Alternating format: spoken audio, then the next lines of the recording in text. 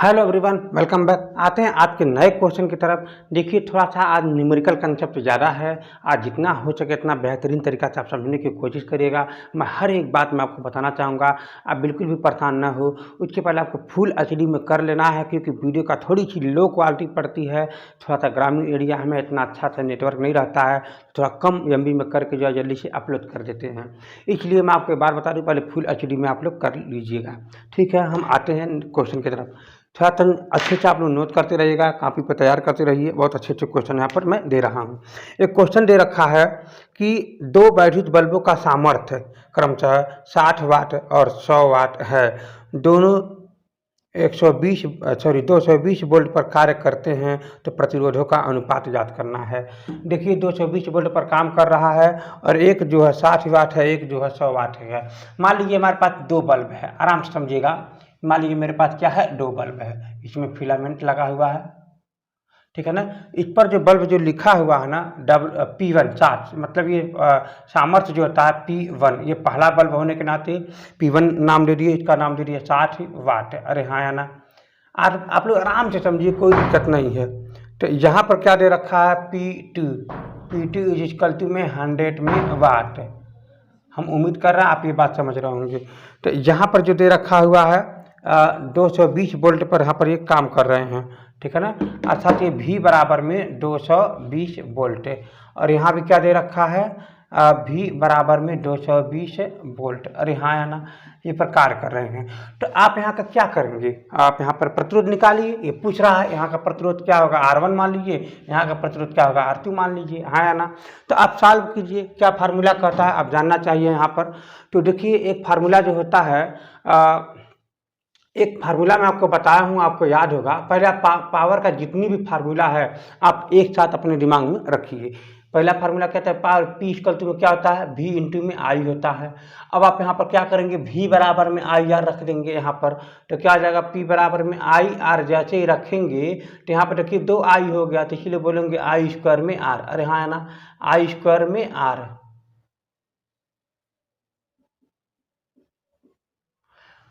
अब क्या करेंगे, आप यहाँ पर फिर से क्या करेंगे, I का मान रखेंगे, तो I बराबर क्या हो जाएगा, V बट्टे में R। तो फिर I की जगह पर क्या रख देंगे, V बट्टे में R। तो P बराबर क्या हो जाएगा, V पहले से एक है, और फिर यहाँ पे V बट्टे में R रख देंगे। तो यहाँ देखेंगे V स्क्वायर अपान में क्या हो जाएगा, R हो जाएगा। इसका मतलब ये हुआ कि यहाँ पर जो फार्मूला बन गया है, यहाँ पर ये P बराबर में V स्क्वायर अपान में R। अरे हाँ या ना, P बराबर में क्या होता है, V स्क्वायर अपान में R। तो R बराबर क्या हो जाएगा, जरा बता दो, V स्क्वायर अपान में P हो जाएगा, क्योंकि इसको इधर करो, इसको आप इधर कर दोगे तो ये आपका हो जाएगा। फिर यहाँ से इनका मान आप फार्मूला पर रख दो। तो ये देखिए पहला है ना, इसको मान कर देते हैं R1, ठीक है। तो यहाँ पर देखिए P1 जो है ना, यहाँ पर मान कर देते हैं P1 पहला। तो फिर यहाँ से देखेंगे आप 220 हो जाएगा स्क्वायर, फिर अपान में हो जाएगा आपका ये P का 1, P1 का मान कितना पर ये 60 हो जाएगा। तो आप देखेंगे इसको आप मान लीजिए 1। उसी प्रकार यहाँ पर रखिएगा, जैसे आप मान रखेंगे तो यह क्या आ जाएगा, R2 बराबर में V स्क्वायर में हो जाएगा P2। तो यहाँ से V स्क्वायर का मान कितना है, 220 का स्क्वायर अपान में P2 का मान कितना है, यहाँ पर ये 100 है। इसीलिए हम यहाँ पर कह सकते हैं कि R2 बराबर में 220 स्क्वायर का यहाँ पर हो जाएगा ये 100। इसको मान लेंगे अब आप लोग 2। तो ये अनुपात पूछ रहा है ना, आप लोग अनुपात निकाल लीजिए। ये R1 का मान निकल गया, या R2 का मान निकल गया, आप इसको अनुपात में रख लीजिए, क्या दिक्कत है। तो जरा ध्यान से देखिएगा। तो यहाँ पर कह रहा है कि R1 व R2, मतलब ये R1 अपान में क्या हो जाएगा, R2, यानी दोनों को बट्टे में कर देंगे। अर्थात ये तरह से ये भी लिख सकते हो कि समीकरण 1 में समीकरण 2 का भाग देने पर। तो यहाँ पर जैसे ही भाग दे देंगे तो यहाँ पर क्या हो जाएगा, ये 220 का स्क्वायर अपान में यहाँ पर क्या हो जाएगा, वो वाला 60 हो जाएगा ना, फिर बट्टे, फिर यहाँ हो जाएगा 220 का स्क्वायर बट्टे में 100। तो ये 100 इसके साथ चला जाएगा, ये वाला 60 इसके साथ आ जाएगा। तो आप देखेंगे R1 अपान में R2 इज इक्वल टू ये 100 इसके साथ में, तो 220 स्क्वायर गुणे में हो जाएगा ऊपर 100, और नीचे हो जाएगा 220 का स्क्वायर गुणे में हो जाएगा आपका ये 60। तो 220 दोनों में कैंसिल हो जाएगा, ये भी कैंसिल हो जाएगा। तो ये R1 अपान में हो जाएगा R2 इज इक्वल टू में 10 बट्टे में 6, और 2 से काटो 5 बट्टे में 3। अरे हाँ ना, तो R1 संबंधी में R2 का जो मान हो जाएगा 5 संबंधी में 3। यही मैं आपको समझाना चाह रहा हूँ। तो आप यहाँ से ना इनका मान आप सॉल्व करके आप निकाल सकते हैं, और निकाल करके फिर यहाँ अनुपात में रख दिया। अनुपात का मतलब क्या होता है, जिसका अनुपात में पूछ रहा है उसको बट्टी में रख दीजिए, जो कटने लायक रहेगा कट जाएगा, जो बचने लायक बच जाएगा, वही हमारा अनुपात होता है। तो हम देखेंगे इसका जो होता है, इसका जो 5 हो जाएगा, इसका जो जो आर का रेजिस्टेंस का जो मान है वो 5 के बराबर संबंध में है, इसका जो है 3 है, यानी 5:3 के अनुपात में जो है इसका प्रतिरोध हो जाएगा। यहाँ पर एक क्वेश्चन दे रखा है कि 2 वैद्युत बल्बों की शक्तियाँ 100 वाट और 200 वाट है, दोनों ही 220 वोल्ट के मेन से जोड़े गए हैं और इसमें प्रतिरोधों का अनुपात पूछ रहा है। देखिए फिर वही सवाल आ गया। तो इसका मतलब ये है कि जो कह रहा है उसको आराम से लिखिए, समझ में आ जाएगा। यानी अगर मेरे पास जो है 2 बल्ब है, देखिए मैं आपको 2 भागों में समझाता हूँ। यहाँ पर मान लीजिए मेरे पास 2 बल्ब है, यहाँ पर ये मेरा ये पहला बल्ब है, ठीक है ना, ये मेरा पहला बल्ब है, और ये मेरे पास जो है दूसरा बल्ब है, ठीक है ना। तो ये मेरा ये दूसरा बल्ब है, ये मेरा पहला बल्ब है। तो इस बल्ब को जो है इसकी जो पावर जो शक्ति है P1 बराबर में 100 में वाट है। अरे हाँ है ना। इसका जो बल्ब जो दे रखा है P2 शक्ति जो दे रखा है 200 वाट में दे रखा है, ठीक है ना। अच्छा फिर क्या कह रहा है कि इसको दोनों को जो है 220 वोल्ट से जोड़ा गया। कितने वोल्ट से जोड़ा गया? 220 वोल्ट से जोड़ा गया है। तो इसको भी आप V बराबर कितना करेंगे? 220 ही वोल्ट से जोड़ देंगे। अरे हाँ है ना। तो फिर क्या करेंगे, यहाँ से आप रजिस्टेंस का मान निकालें। अभी मैंने फार्मूला समझाया हूँ। तो V² हो जाएगा। क्या हो जाएगा? V² P। यहाँ पर R बराबर क्या होगा? V² P। फार्मूला कहाँ चाहे मैं समझा दिया हूँ। फार्मूला क्या कहता है? P बराबर में V² R होता है। R को उधर कर दीजिए, P को उधर कर दीजिए, आप फार्मूला इसी पर समझ जाएंगे। तो ये देखिए पहला प्रतिरोध से हम क्या मान दे देंगे? R1 दे देंगे। फिर यहाँ पर क्या हो जाएगा? R1 P1 हो जाएगा। तो इसी प्रकार क्या हो जाएगा? R2 हो जाएगा यहाँ पर। तो क्या हो जाएगा? V² P2 हो जाएगा। अरे हाँ है ना। तो अब यहाँ से देखेंगे R का जो मान है, वहाँ से क्या रखेंगे आप लोग। अब तो R1 का मान हमको निकालना है, सॉरी यहाँ से R1 का मान क्या निकालना है? R1 का मान यहाँ से निकालना है। तो यहाँ से देखेंगे V² का मान कितना हो जाएगा? 220 का स्क्वायर बटे में हो जाएगा 100। फिर उसी प्रकार यहाँ क्या हो जाएगा? यहाँ जाएगा R2 का मान निकालना है। तो यहाँ पर हो जाएगा 220 का स्क्वायर बटे में ये हो जाएगा आपका ये 200 वाट। क्या हो जाएगा यहाँ पर? ये 200 में वाट। अब आप देखेंगे इसको आप समीकरण नंबर 1 बना लीजिए, इसको समीकरण नंबर आप 2 बना लीजिए। तो आप क्या करिएगा, यहाँ से समीकरण नंबर 1 भागा समीकरण नंबर 2, क्योंकि अनुपात पूछ रहा ना, अनुपात का मतलब भाग ही होता है, आप लोग घबराइएगा नहीं। तो यहाँ से क्या लिखेंगे? R1 अपान में क्या लिख देंगे? R2 अपान में, फिर यहाँ हो जाएगा 220 का स्क्वायर बट्टे में हो जाएगा 100, फिर इसका स्क्वायर, फिर यहाँ देखेंगे आ जाएगा आपका 220 का स्क्वायर बट्टे में नीचे हो जाएगा 200। अरे हाँ है ना, 200। तो इसमें क्या नियम कहता है कि सबसे नीचे का चला जाएगा सबसे ऊपर, इसके साथ वाला चला जाएगा इसके साथ। यानी इसका मतलब ये हुआ कि R1 अपान में हो जाएगा R2 बराबर में, तो यहाँ 200 वाला इसके साथ चला गया, तो यानी 220 का स्क्वायर के साथ में 200 आ गया, और फिर 220 के स्क्वायर के साथ में एक नीचे वाला 100 आ गया। ये दोनों कैंसिल हो गया, डबल जीरो यहाँ से भी कैंसिल हो गया। तो R1 संबंध में जो R2 है, जो R1 संबंध में जो R2 है वो 2 संबंध में 1 है। इसका मतलब ये R1 संबंध में R2 का जो मान आ जाएगा 2 संबंध में 1 आ जाएगा। अरे हाँ है ना। तो ये क्वेश्चन है, थोड़ी बारीकी से समझे रहेंगे तो आसानी से आप सॉल्व कर लेंगे। तो ये दोनों का है अलग अलग, मैं फार्मूला लगा करके मैं फिर अनुपात जब पूछेगा भाग दे देना, नहीं भी अनुपात पूछेगा तो अलग अलग ही मान करके निकाल देना, आंसर आपका आ जाएगा। कोई दिक्कत नहीं है, ये थोड़ा भी कठिन नहीं है, थोड़ी सी बारीकी से समझे रहें, कंसेप्ट समझे रहें। फार्मूला को अब लगाते रहेंगे, बार बार लिखते रहेंगे, अभ्यास करते रहेंगे तो आपके लिए बहुत आसान लगेगा। आते हैं अगले क्वेश्चन की तरफ। यहाँ पर एक बहुत अच्छा क्वेश्चन दे रखा है। एक वैद्युत बल्ब पर जलाने पर 1 एम्पियर की धारा लेती है, यानी I बराबर क्या हो जाएगा? 1 एम्पियर। अरे हाँ है ना, I बराबर क्या हो जाएगा? 1 एम्पियर की धारा लेती है। तो वैद्युत बल्ब की शक्ति याद करना है। तो P बराबर हमको क्या करना है? याद करना है। ये आसान है, लेकिन आप लोग समझे तो आपके लिए आसान हो जाएगा। P बराबर क्या होता है? V इंटू में I होता है। अगर हमको V का मान पता है, कितना पता है? यहाँ पर ये 200, I का मान हमको पता है 1, यहाँ पर जो रखा है, जो इनका जब गुणा करेंगे तो आपके पास आ जाएगा 200। ये पहली बात तो शक्ति है, तो आप लिख देंगे यहाँ पर ये वाट है। तो आपको बहुत बारीकी से समझना है। प्यारा शक्ति है, ये शक्ति का क्या होता है यहाँ पर? ये सामर्थ्य। शक्ति का मतलब क्या होता है? सामर्थ्य। इसका मतलब इन सभी का क्या होता है? वाट होता है। क्या होता है यहाँ पर ये वाट। तो ये आपको याद रखना है। तो एक और होता है, एक और अश्व शक्ति होता है। तो आपको ये याद रखना है कि सामर्थ्य के दूसरे एक मतलब एक तरह से ये समझ लो कि 746 वाट अगर कहीं मिल जाए तो इसी को कहते हैं एक अश्व शक्ति। क्या कहते हैं? एक अश्व शक्ति। इसी को कहते हैं हाफ पावर, एक हाफ पावर। अच्छी बात है। तो यहाँ पर हाफ पावर होता है। अश्व मतलब समझ रहे हैं ना, हाफ पावर। ट्रैक्टर वगैरह है ना, तो आप देखते होंगे 65 हाथ पावर और ये देता है मतलब 65 हाथ पावर, 35 हाथ पावर। ये सब क्या होते हैं? एक हाथ पावर में इतना वाट का होता है शक्ति, इसमें है वो शक्ति होता है। मतलब एक 1 half power is equal to में 746, ठीक है ना, 746 वाट होता है। तो ये आपको याद रखना है, ठीक है। हम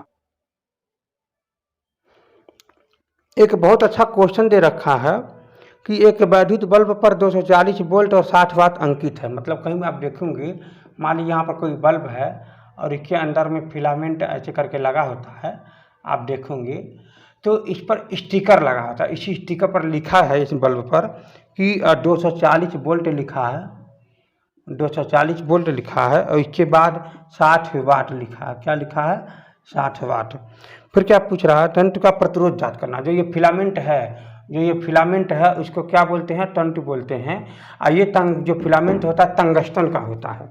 तो ये आपको याद रखना है कि एक बल्ब में एक जो बल्ब होता है वो टंगस्टन का, इसमें फिलामेंट होता है टंगस्टन, ठीक है ना, टंगस्टन का फिलामेंट होता है। और इसमें एक गैस भी भरी होती है, आर्गन गैस। क्या भरी होती है? आर्गन। तो ये मैं आपको बता दी, आर्गन गैस इसलिए भरा होता है कि वो ये किसी से अभिक्रिया नहीं करते हैं, ठीक है ना, ये किसी से अभिक्रिया नहीं करते हैं। और इसीलिए जो है ये बल्ब को ठंडा रखने का काम करता है और रिएक्शन नहीं होता है। इसीलिए अपना जो है फिलामेंट जलने का वो जल्दी मतलब जलता नहीं है, ठीक है। तो ये आप समझ गए होंगे। तो इसमें पूछ रहा है इस टंगस्टन मतलब तंतु का ये प्रतिरोध पूछ रहा है कि प्रतिरोध इसका कितना होगा। तो चलिए हम लोग आगे देखते हैं। यहाँ पर जो दे रखा है आप इसको ज्ञात करेंगे।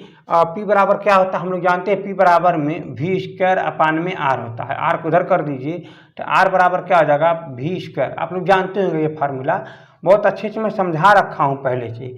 तो आप देखेंगे यहाँ पर इसको सॉल्व करेंगे तो यहाँ पर देखेंगे 240 का स्क्वायर बट्टे में P का मतलब हो जाएगा यहाँ पर ये 7। देखिए 240 का स्क्वायर बट्टे में हो जाएगा 4। हाँ, अगर आपको ये दिया न रहा कि ये क्या है तो इसको मात्रकों से पहचाना करो, ठीक ना, इसके मात्रकों से। मात्रक यहाँ पर क्या दे रखा है? वोल्ट। वोल्ट का मतलब क्या होगा? विभव या वोल्टेज। यहाँ पर वाट दे रखा है, इसका मतलब पावर, शक्ति। ये प्रतिरोध यहाँ पर पूछ रहा है। तो यह मात्रक जैसे लिखा रहेगा ना तो मात्रक से आपसे पकड़ में आ जाएगा कि क्वेश्चन में क्या दिया है, ठीक है ना। तो आप इसको सॉल्व करेंगे। जैसे इसको आप सॉल्व करेंगे तो ये आपका हो जाएगा 40, 240, फिर यहाँ पर 240 गुणे में नीचे हो जाएगा यहाँ पर ये 60। तो अब इसे काट दीजिए ना, तो इसे 0 से 0 कैंसिल हो जाएगा, 6 4 24 हो जाएगा। तो जैसे 4 में और 24 में जब हम गुणा कर देंगे इसमें तो क्या आ जाएगा आंसर? देखिए 4 चौके 16 का 6, 1 हाथी 4 8 1 9 और 8 0 लगा दीजिए। तो ये आपको पता होनी चाहिए कि प्रतिरोध है, तो इसका मतलब ये हो जाएगा आपका ओम। यानी इसका मतलब अब आया सॉल्व करने पर 960 में ओम। यानी ये बल्ब है ना वो 960 ही ओम का ये प्रतिरोध ही है अकेले, ठीक है। ये क्वेश्चन आपको समझ में आ गया होगा। ये अच्छा भी है, बहुत ही एडवांस न्यूमेरिकल है। ये सब न्यूमेरिकल जब भी आते हैं तो 2 या 3 नंबर के आते हैं, इजीली होते हैं। एक क्वेश्चन दे रखा कि एक कूलाम आवेश में इलेक्ट्रॉनों की संख्या कितनी होगी। मैं इसको ज्ञात किया हूँ मगर आपको ये समझना बहुत ज़रूरी है। एक कूलाम आवेश में इलेक्ट्रॉनों की संख्या कितनी होगी। अगर इसमें एक नॉर्मल बात को अगर समझा जाए तो मान लीजिए यहाँ पर एक कोई पदार्थ है तो यहाँ से हम कितना इलेक्ट्रॉन निकाल दें, कितना इलेक्ट्रॉन निकाल रहे हैं कि इस पदार्थ पर एक कूलाम आवेश चार्ज हो जाए। इसमें यही पूछ रहा है कि इलेक्ट्रॉनों की संख्या यहाँ से कितना निकाला जाए कि यहाँ पर एक कूलाम का चार्ज हो जाए। तो वैसे भी आपको ये बस समझना है कि जब हम एक इलेक्ट्रॉन निकाले हैं तो ये चार्ज हुआ है 1.6 इंटू 10⁻⁻19 में कूलाम। जब हम कितना इलेक्ट्रॉन निकाले हैं? एक इलेक्ट्रॉन। बात को समझिएगा। तो हम क्या करते हैं, इसको हम उल्टा लिख देते हैं। सॉल्यूशन के लिए मैं आपको समझाना चाहूँगा, इसको आप उल्टा लिख लीजिए। 1.6 इंटू में 10⁻⁻19 कूलाम के लिए हमको एक इलेक्ट्रॉन निकालना पड़ा है, एक इलेक्ट्रॉन हमको निकालना पड़ा है। तो एक कूलाम चार्ज के लिए हमको कितना इलेक्ट्रॉन निकालना पड़ेगा, ये आम बात है। ये सीधे सीधे मैं सॉल्व कर रहा हूँ। जैसे आप लोग सॉल्व करते हो 1 किलो आलू का दाम इतना हो तो 4 किलो आलू का दाम कितना होगा, तो आप ऐसे ही सॉल्व करते हो ना, सिम वैसे ही सॉल्व होगा। तो यहाँ पर देखेंगे इसका मतलब ये हुआ कि इतने कूलाम चार्ज के लिए हमको 1 इलेक्ट्रॉन निकालना पड़ा है, तो 1 कूलाम आवेश के लिए हमको कितना इलेक्ट्रॉन निकालना होगा, आपको यहाँ पर जांच करना है। तो जांच करने के लिए क्या नियम कहता है कि इसका गुणा 1 में कर देंगे, फिर इसका नीचे भाग देंगे, तो 1 का गुणा 1 में, तो 1 गुणे में 1, फिर बट्टे इसके साथ क्या हो जाएगा 1.6 गुणे में 10 पर पावर माइनस में 19। बस ये हो गया। आपको इसको सॉल्व करना, जो आप सॉल्व करेंगे जितना इलेक्ट्रॉन आएगा उतना इलेक्ट्रॉन को निकालना पड़ेगा यहाँ से, तो उतना 1 कूलम चार्ज हो जाएगा। बस यही है। इसका मतलब ये हुआ कि आप देखेंगे 1 का गुणा 1 में करेंगे तो आपका 1 आ जाएगा, और फिर यहाँ से इसको आप सॉल्व करें, इसको 19 को ऊपर कर, 10 पर पावर माइनस में 19 है ना, इसको ऊपर करेंगे तो प्लस में 19 हो जाएगा। तो चलिए हम यहाँ पर प्लस में 19 करके लिख दिए। अब यहाँ सवाल ये उठता होगा कि बहुत सारे बच्चे ये सोचते होंगे कहाँ से सर प्लस लिख दिए। मैं फिर से बताता हूँ, 1 में 1 का गुणा करेंगे तो 1 हो जाएगा, फिर बट्टे ये ऊपर जाएगा ना, तो देखिए यहाँ पर प्लस का है तो आप प्लस मतलब ये मल्टीप्लाई का चीज, तो मल्टीप्लाई के साथ ही ऊपर जाता है। अगर यहाँ प्लस रहेगा तो ऊपर नहीं जा पाएगा, तो आप घबराइएगा नहीं, ये आपको आदत होनी चाहिए। तो ये हो जाएगा नीचे कितना हो जाएगा 1.6। तो अब इसको सॉल्व करिए, तो यहाँ पर देखेंगे यहाँ पर 19 बार है 10, 10 को बाहर निकालिए। मैं इसको सॉल्व किया था, याद आ गया होगा आप लोगों को, अगर आप पढ़े होंगे पिछला वीडियो। तो आप लोग जब भी यहाँ पढ़ें तो पिछला वीडियो जरूर देखें, क्योंकि मैं यहाँ पर फास्ट सॉल्व कर रहा हूँ ना, तो कहीं ना कहीं हर सॉल्यूशन मेरा पिछले वीडियो से रिलेशन है। जब आप पिछला वीडियो नहीं देखेंगे तो हम यहाँ पर कितना बार एक ही बात बार बार बताएंगे, तो इसका मतलब ये होगा कि हर पिछली बात पर मेरा अगला न्यूमेरिकल लगेगा, ये बात ध्यान में रखिएगा। तो हम यहाँ पर आते हैं, तो जैसे यहाँ पर 10 एक बार बाहर निकाल देंगे, तो जैसे 10 बाहर निकलेगा तो यहाँ 18 बार बच जाएगा। तो 1 10 इसके पास जैसे ही जाएगा तो यहाँ पर 10 गुणे में 10 पर पावर यहाँ 18 बच जाएगा, और नीचे यहाँ पर हो जाएगा 1.6। अब क्या करते हैं, ये दशमलव हटाने के लिए ऊपर नीचे हम 10 का गुणा कर देते हैं। तो जैसे ही दशमलव हटाने के लिए ऊपर नीचे 10 का गुणा कर देते हैं, तो ये ऊपर वाला बन जाता है 100, और गुणे में 10 पर पावर में 18, और नीचे बन जाएगा आपका ये 16। अरे हाँ है ना। अब इसको आप काटिए, अब इसको आप काटिए, तो यहाँ पर दे रखा है यहाँ पर 100 और नीचे दे रखा है 16, तो 2 से काट दीजिए आपका 50, यहाँ हो जाएगा 8, फिर 2 से काट दीजिए 25, यहाँ हो जाएगा आपका ये 4। अब इसको आप भाग देंगे ना तो 6.25 आएगा। ये आप लोग भाग देकर देखिएगा, 25 में 4 के भाग दीजिएगा तो 6.24 आएगा। तो उसी प्रकार जब हम इसका इसमें भाग दे देंगे तो 6.25, अब भाई जो बचा है गुणे में 10 पर पावर में 18, इतना इलेक्ट्रॉन निकलेगा। इसका मतलब बाबू लोग, जब हम 1 कूलाम चार्ज करने के लिए हमको 6.25 गुणे में 10 पर पावर 18 इलेक्ट्रॉन जब निकालेंगे यहाँ से, तो ये 1 कूलाम चार्ज हो जाएगा। मैं उम्मीद करता हूँ आप ये बात बहुत बारीकी से समझ गए होंगे। तो यानी केवल 1 कूलाम चार्ज करने के लिए हमको इतना इलेक्ट्रॉन निकालना होगा, तब जाकर के 1 कूलाम में चार्ज होगा। ठीक है, हम आते हैं अगले क्वेश्चन की तरफ। अब आते हैं एक नए क्वेश्चन की तरफ। एक क्वेश्चन दे रखा है, बहुत स्टैंडर्ड बहुत अच्छा क्वेश्चन है कि एक चालक में कुल आवेश जो है इतना दे रखा है। मान लीजिए कोई चालक है, कोई चालक है, तो चालक का जो आवेश है क्या है, वो जो आवेश है वो कितना दे रखा है, Q बराबर में यहाँ पर दे रखा है 8.0 × 10 पर पावर माइनस में 19 कूलाम। ये इतना आवेश है। तो ये पूछ रहा है कि यहाँ पर ये भी ऋणात्मक है, ये जो आवेश दे रखा है वो कितना है, वो ऋणात्मक है। तो यानी इसकी पूछना चाह रहा है कि इस चालक में पहले से कितना यहाँ पर अधिकता, इलेक्ट्रॉनों की अधिकता पूछ रहा है, यानी कितना इलेक्ट्रॉन यहाँ पर अधिक हो गए हैं। तो मैं आपको ये बात बता दूं, पहले ये जानना की कोशिश करिए कि क्या ये कहना चाह रहा है, क्वेश्चन में क्या कह रहा है। मेरी बात ध्यान से समझिएगा। मेरे पास 2 पदार्थ है और मेरे पास यहाँ पर ये एक पदार्थ यहाँ, एक पदार्थ यहाँ है। जब हम यहाँ पर इलेक्ट्रॉनों की संख्या बढ़ा देंगे, मतलब यहाँ पर जोड़ देंगे, तो इसका मतलब क्या बोलेंगे, अधिक हो जाएगा। क्या हो जाएगा, अधिक हो जाएगा। इलेक्ट्रॉनों की संख्या क्या हो जाएगी, अधिक हो जाएगी। अगर हम यहाँ पर इलेक्ट्रॉनों की संख्या बाहर निकाल देंगे, इसका मतलब इलेक्ट्रॉनों की संख्या क्या हो जाएगी, कम घट जाएगी। इसका मतलब क्या बोलेंगे हम, कमी हो जाएगी। ठीक ना, क्या हो जाएगी, कमी। तो बस मैं इतना ही कहना चाह रहा हूँ, जब अधिक हो जाएगा इलेक्ट्रॉनों की संख्या, इलेक्ट्रॉनों की संख्या मैं लिख देता हूँ अच्छे से, इलेक्ट्रॉनों की संख्या जब अधिक हो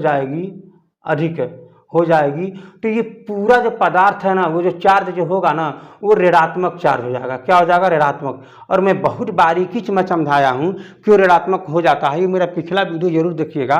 और मैं यहाँ पर देखिएगा, यहाँ पर क्या कर रहा है कि निकल जाता है। तो जैसे ही पदार्थ निकलेगा, मतलब सॉरी इलेक्ट्रॉन जैसे ही निकलेगा, तो यानी कमी हो जाएगी, इलेक्ट्रॉनों की संख्या कमी हो जाएगी, अर्थात इलेक्ट्रॉनों की संख्या कम हो जाएगी। तो इस पोजीशन को हम बोलेंगे धनात्मक चार्ज हो जाएगा। क्या हो जाएगा, धनात्मक चार्ज हो जाएगा। तो यहाँ पर वही बात कह रहा है, जब ये चार्ज जो है ऋणात्मक है, चार्ज क्या है, ऋणात्मक है, तो चार्ज ऋणात्मक है तो इलेक्ट्रॉनों की संख्या क्या हो रही है, अधिक हो रही है। तो वही पूछ रहा कितना अधिक यहाँ पर हुआ है, इलेक्ट्रॉनों की संख्या क्या हो रहा है, कितना यहाँ पर अधिक हुआ है कि ऋणात्मक इतना चार्ज हो गया। तो चलिए आइए फार्मूला की तरफ। फार्मूला क्या कहता है, Q बराबर में NE, तो यानी इलेक्ट्रॉनों की संख्या ये है और ये यहाँ पर एक इलेक्ट्रॉनों का चार्ज है। तो इसका मतलब ये हुआ कि आप यहाँ से इलेक्ट्रॉनों की संख्या निकालने की Q बाई में E, तो यहाँ पर Q कितना दे रखा है, इतना इलेक्ट्रॉन इतना दे रखा है।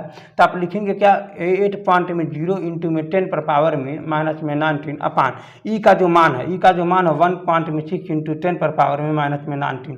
तो आप देखोगे ये दोनों कैंसिल हो जाएगा, तो 16 25 80 हो जाएगा, 5 बार कितना हो जाएगा यहाँ पर, ये 5।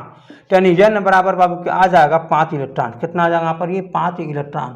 तो चलिए इलेक्ट्रॉन, तो इसका मतलब ये हुआ कि यहाँ पर पदार्थ में 5 इलेक्ट्रॉन बढ़े हैं, कितना बढ़े हैं, 5 इलेक्ट्रॉन बढ़े हैं, तो इतना चार्ज हो गया। यही आपका 5 आंसर है।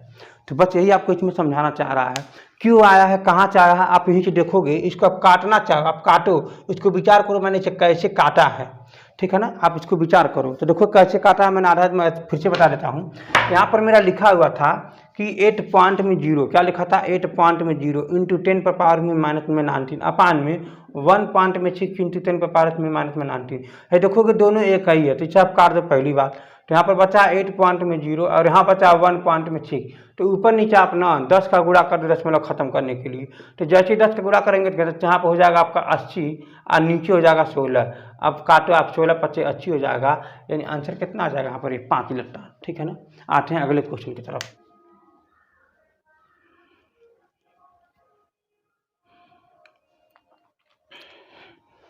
अब अगला जो क्वेश्चन दे रखा है ना, जस्ट पिछले ही क्वेश्चन का ये अपोजिट डायरेक्शन दे दिया, अपोजिट दे दिया है। इसका मतलब ये हुआ कि यहाँ पर इलेक्ट्रॉनों की संख्या जो अधिक हुआ था ये पूछ रहा है, तो बल्कि वहाँ पर आवेश का मान दे रखा था, लेकिन यहाँ पर क्या इलेक्ट्रॉन को अधिक कर रहा है और यहाँ पर फिर आवेश पूछ रहा है, लेकिन मान भी वही है। यहाँ पर क्वेश्चन को फिर से सुनिए समझिए। चालक पर सामान्य अवस्था में 5 इलेक्ट्रॉनों की अधिकता की गई है, अधिक है, तो इसमें क्या कह रहा है कि जो है चालक में आवेश की मात्रा एवं यहाँ पर 5 इलेक्ट्रॉन को अधिक दी गई है ना। इसका मतलब ये हुआ बाबू कि जब यहाँ से हम 1 इलेक्ट्रॉन निकाले तो यहाँ पर इतना चार्ज हुआ, ऐसे समझो, ऐसे समझो। तो यहाँ से 5 इलेक्ट्रॉन निकाले तो कितना हो जाएगा, 5 का इसमें गुणा हो जाएगा, अरे हाँ है ना। तो यहाँ पर जैसे गुणा करोगे तो आपका हो जाएगा 8.0 इंटू में 10 पर पावर माइनस में 19 में कूलम। तो यही इसका आंसर है। अब ये आपको याद होनी चाहिए। फार्मूला क्या कहता है, यहाँ पर फार्मूला कहता है ई, हम जानते हैं ई बराबर 1.6 इंटू 10 पर पावर माइनस में 19 कूलम। फिर क्या कहता है कि क्यू बराबर हमको याद करना है, एन बराबर यहाँ पर दे रखा है 5 इलेक्ट्रॉन, क्या दे रखा है 5 इलेक्ट्रॉन। इसका मतलब क्यू बराबर क्या होता है, एन, ई फार्मूला होता है। तो एन का मतलब 5 गुणे यहाँ पर ये हो जाएगा 1.6 इंटू 10 पर पावर माइनस में 19 कूलम। इनका जब मल्टीप्लाई कर देंगे तो आपका ये आंसर यहाँ से यही आ जाएगा। तो फिर से मैं यहाँ पर गुणा कर देता हूँ, तो यहाँ पर ये आ जाएगा आपका ये। तो मैं उम्मीद करता हूँ आप ये बात समझ गए होंगे। यही आते हैं एक अगले क्वेश्चन की तरफ। एक क्वेश्चन दे रखा है कि किसी वैद्युत चालक में 3.75 इंटू 10 पर पावर 20 इलेक्ट्रॉन प्रति मिनट की दर से बह रहे हैं। यहाँ पर इलेक्ट्रॉनों की संख्या दे रहा है। मान लीजिए यहाँ पर कोई चालक है और यहाँ पर 3.75 इंटू 10 पर पावर माइनस में 20 माइनस नहीं रहेगा, इलेक्ट्रॉन जो है प्रति, यानी ये जो है प्रति मिनट, ये प्रति मिनट की दर से 1 मिनट में चले जा रहे हैं, 1 मिनट में चले जा रहे हैं। तो यहाँ पर जो धारा का मान पूछ रहा है, धारा अर्थात धारा का जो मान पूछ रहा है, आई यहाँ पर पूछ रहा है, आई का मान पूछ रहा है यहाँ पर ये। चलिए मैं याद करता हूँ यहाँ पर। तो ये सबसे बड़ी बात यहाँ पर ये है कि यहाँ पर देखेंगे Q बराबर में क्या होता है, एन ई होता है, और I बराबर में क्या होता है, Q बाई में T होता है। तो Q की जगह पर आप रख देंगे एन ई बाई में T, अरे हाँ है ना। तो आप देखेंगे फिर वही फार्मूला आपका आ गया, यानी I बराबर में एन ई बाई में T। एन क्या इलेक्ट्रॉनों की संख्या है, ई मतलब 1 इलेक्ट्रॉन का आवेश है, और T बराबर में 60 मिनट है, मतलब ये 60 सेकेंड है, 1 मिनट है ना यहाँ पर। तो 1 मिनट का मतलब क्या हो जाएगा, 60 सेकेंड। तो जितना मान दे रखा है ना इसको आपको लिख लेना चाहिए। एन बराबर क्या दे रखा है, 3.75 इंटू 10 पर पावर में 20 इलेक्ट्रॉन, मात्रक जरूर लिखिएगा। फिर यहाँ पर क्या दे रखा है, ई बराबर में 1.6 इंटू 10 पर पावर माइनस में 19 कूलम। फिर यहाँ पर क्या दे रखा है, टी बराबर में 1 मिनट, क्या दे रखा है 1 मिनट इज इक्वल टू में 60 सेकेंड। तो यहाँ पर सबको मान रख दीजिए। तो एन बराबर कितना मान दे रखा है जरा बताइए मुझे, एन का मान कितना है 3.75 इंटू में 10 पर पावर में 20 इंटू, फिर यहाँ लिखा है क्या ई का मान कितना 1.6 इंटू 10 पर पावर में माइनस में 19 में खुला अपान नीचे क्या हो जाएगा यहाँ पर ये 60। अरे हाँ या ना। तो अब आप इसको काटो हल करो देखो कितना आता है, ठीक ना। चलिए मैं देखता हूँ यहाँ पर। तो यहाँ पर देखिएगा 20 बार है, 10 बार 20 बार है, यहाँ पर माइनस में, माइनस का मतलब इसको नीचे कर दोगे। अगर इसको नीचे करो तो नीचे अगर क्या बन जाएगा प्लस बार बन जाएगा, नहीं कितना बन जाएगा यहाँ पर प्लस में 19। अब देखोगे नीचे 19 बार है ऊपर 20 बार है, तो कहाँ अधिक है ऊपर, एक बार अधिक है। तो इन दोनों को खत्म कर दो, इन दोनों को खत्म कर दो और एक बार यहाँ पर 10 एक्स्ट्रा लिख दो। अरे हाँ या ना। अब फिर जैसे इसमें गुणा कर दोगे तो यहाँ पर देखो इसको काट देना हो तो 0 से 0 हो जाएगा कैंसिल। अब इसका गुणा आप यहाँ पर करो, इसका गुणा जैसे यहाँ पर करोगे तो ये आपका हो जाएगा 3.75 इंटू 1.6 नीचे हो जाएगा 6। अरे हाँ या ना। तो जैसे इनका आपस में गुणा करोगे तो जो मान आएगा देखता हूँ मैं यहाँ पर सॉल्व करता हूँ।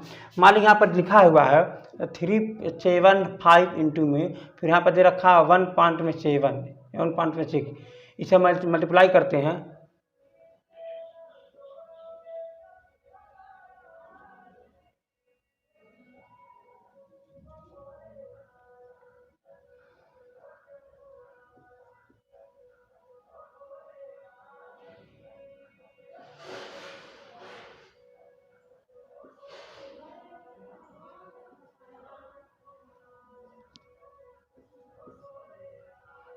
तीन अंक के बाद, कि 2 अंक ऊपर है 1 अंक ऊपर है, 3 अंक के बाद उसमें लगा 0 हो जाएगा। यानी बाबू लोग जब इनका हम गुणा किए हैं तो हमारा आया 6.000 नीचे 6, यानी ऊपर भी 6 नीचे भी 6, तो कट जाने के बाद 1 आया है।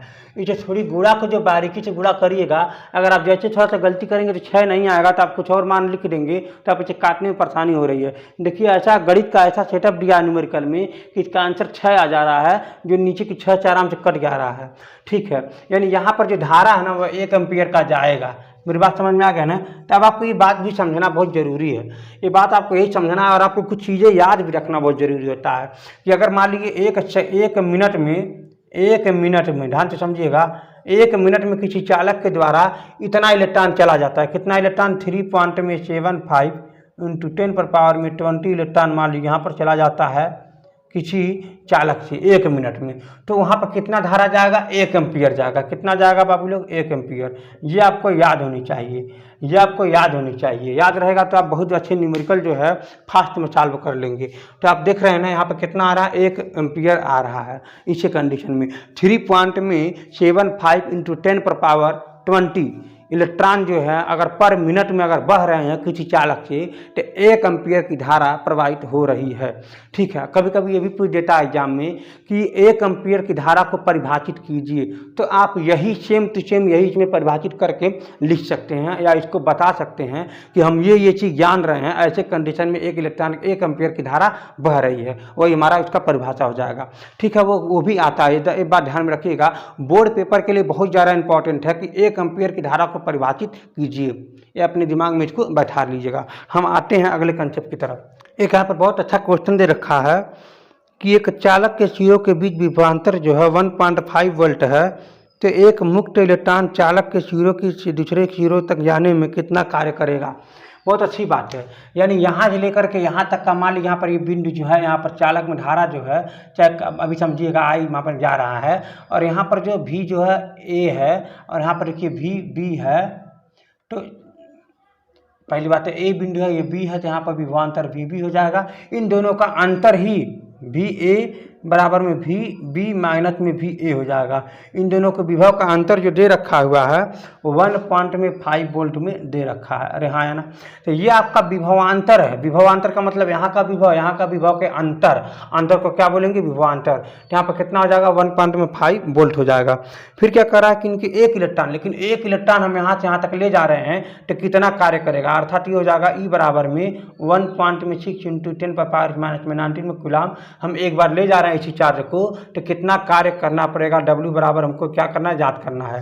तो आपको ये याद होगा, आपको क्या याद होगा, W बराबर में V इंटू में Q होता है। आपको याद है फार्मूला में क्या बताया था, V बराबर में W बट्टे में Q, यानी इसका मतलब हमको क्या याद करना है, W का मान याद करना है। इसको आप इधर कर दो, तो V बराबर में W बराबर में V बट्टे V Q हो जाएगा। W बराबर क्या हो जाएगा, V इंटू में Q। इसका मतलब ये हुआ कि यहाँ पर Q जो है एक इलेक्ट्रॉन, एक ये आवेश है, और आवेश की जगह पर एक ही इलेक्ट्रॉन है, एक ही इलेक्ट्रॉन है, तो इसी की जगह पर क्या लिख देंगे, E लिख देंगे। अरे हाँ है ना, ये भी तो एक आवेश ही है ना, अरे हाँ है ना, ये भी तो एक आवेश ही है, इसी को तो हम Q बोलेंगे। लेकिन यहाँ पर एक इलेक्ट्रॉन होकर नाते हम E लिख दे रहे हैं, क्योंकि यहाँ पर क्वेश्चन में एक ही दे रखा है, तो यहाँ पर गुणा कर देंगे। V का मान कितना पर दे रखा है, 1.5 इंटू 10 पर पावर, सॉरी 10 पर पावर नहीं है, ये केवल 1.5 ही वोल्ट है।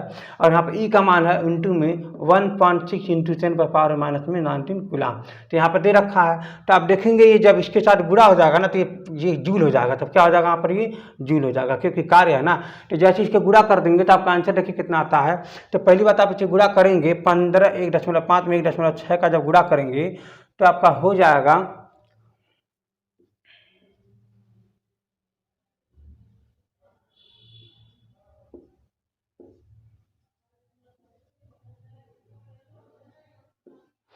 2 अंक के बाद दशमलव, 2 अंक के बाद दशमलव लग जाएगा, यानी इसका मतलब आ जाएगा 2.6 गुणे में 10 पर पावर में 19 में जूल। यह आपका आंसर आ गया। इसका आंसर क्या मिलेगा आपको, 2.4 गुणे में 10 पर पावर में माइनस में 19 जूल, यानी ये आपको आंसर मिल गया। यानी यहाँ से लेकर के यहाँ तक जाने में 2.4 गुणे 10 पर पावर माइनस 19 जूल का कार्य करना पड़ेगा। ठीक है, तो आज के लिए सिर्फ इतना ही। हम आपको इसके आगे न्यूमेरिकल कंसेप्ट को बढ़ाते हैं। इसके पहले आपको वीडियो को लाइक करें, शेयर भी करें, कमेंट करके बताएं कि कौन सी आपको न्यूमेरिकल परेशान किया है, जो आपको नहीं समझ में आया है। मैं थोड़ा सा फास्ट सॉल्व कर रहा हूँ, मुझे भी पता है, लेकिन आप लोग घबराइएगा नहीं। आप एक एक बात को ध्यान से सुनेंगे, थोड़ा सा बैक कर लीजिएगा, समझने का प्रयास करिएगा, आपको समझ में जरूर आ जाएगा। ठीक है, आज के लिए सिर्फ इतना ही।